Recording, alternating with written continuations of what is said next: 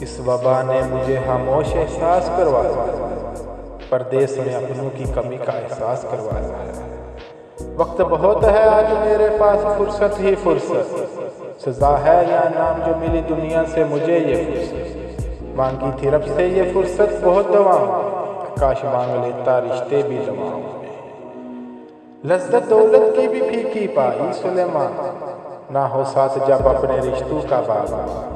دلکش مناظر بھی بغیر اپنوں کے ایسے، وہ خوبصورت پھول بغیر خوشبو جیسے۔ کرو قدر بغیر رشتوں کے زندگی بیکار ہے، نہ ہو ساتھ اپنوں کا ہر آرائش بیکار ہے۔ یہی خواہش ہے دل میں ہر بار، کر دیتی ہے جو اس دل کو بے قرار۔ وقت بہت ہے آج میرے پاس، فرصت ہی فرصت، کاش ہوتی فرصت ساتھ اپنوں کی قربت۔